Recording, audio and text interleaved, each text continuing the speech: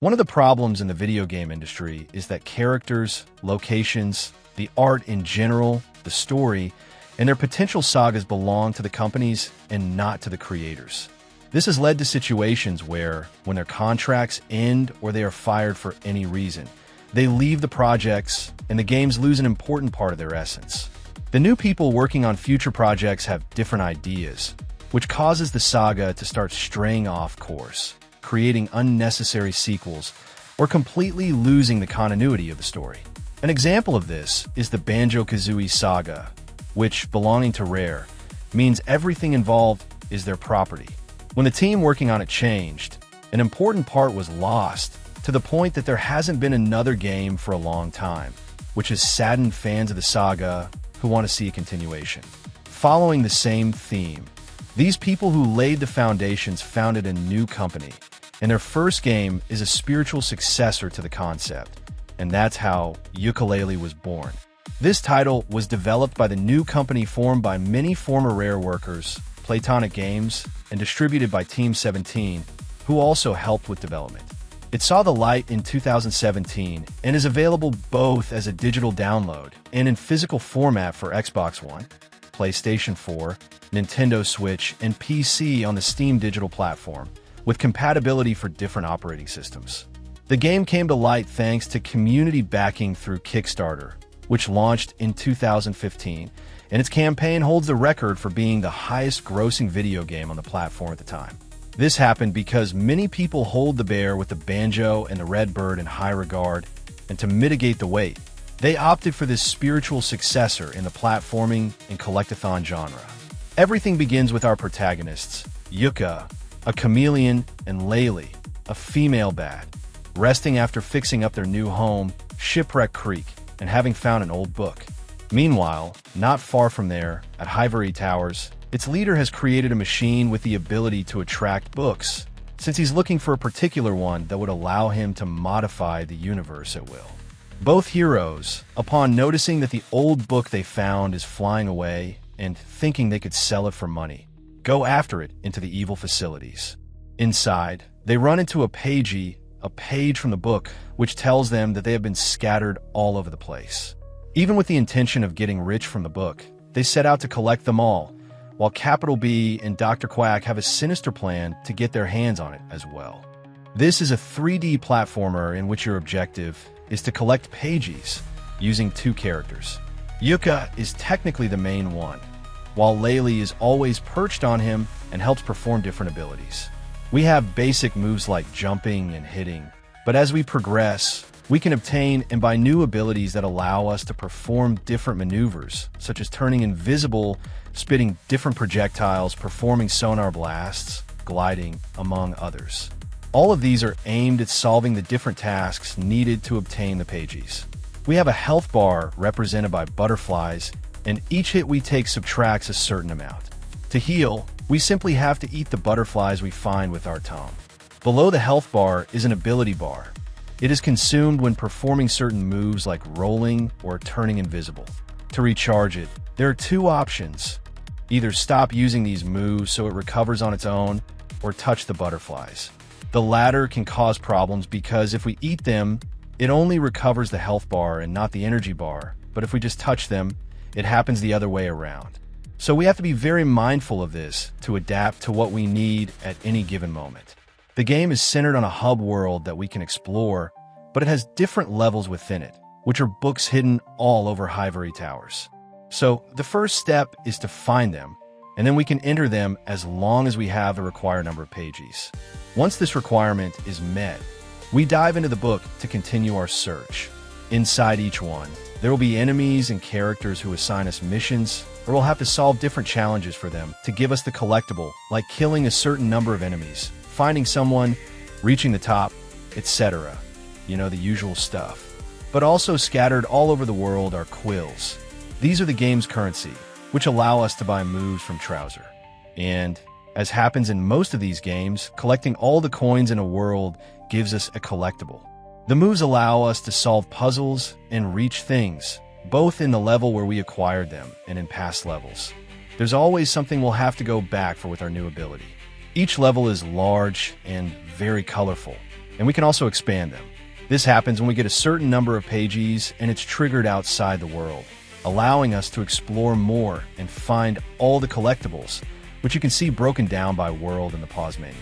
Something worth highlighting is the number of secondary characters who fulfill different functions.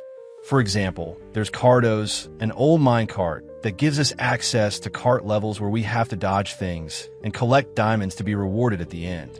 There's also Rextro, a dinosaur who creates retro games and lets us play them as long as we find his coin in the level.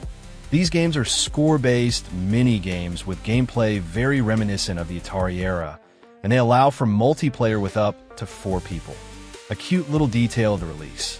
Another important character is Dr. Puzz, who, when given a moleculin, will use her machine to transform us into different things, such as plants, vehicles, among others.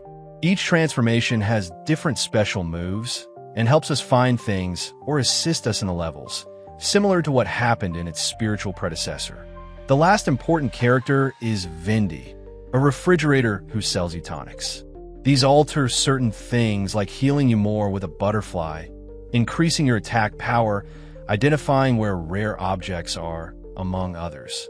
These tonics are obtained in a particular way, as each one requires you to perform certain actions to unlock them, like killing a certain number of enemies or having a certain number of collectibles. We can only have one active at a time, but we can swap them to suit our current needs. In each level, there are 5 Ghost Riders. These are creatures we must catch, and they're colored in notes how they are obtained. Some hide, others attack, or we have to feed them. They are hidden and will give us a collectible when we catch them all. The enemies are curious. The most notable ones are some eyes that have the ability to take control of inanimate objects. This could be the explanation for why, in many games they created, objects have life, since it's only the eyes that actually have consciousness.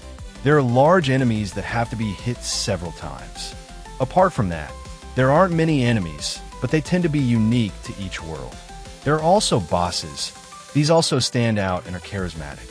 The detail with them is that you have to find them in the levels and use certain moves to defeat them. The game has the style of the early 3D platformers, especially those from the Nintendo 64 era, and almost all the art and references remind us of that time, but evolved through modern advancements. The behavior of the protagonist is also curious. It could be explained as the good cop / bad cop dynamic. One acts kindly while the other tends to be impertinent. And, as is customary with Rare, the characters break the 4th wall, aware that they're characters in a video game and reminding us of it at every chance they get.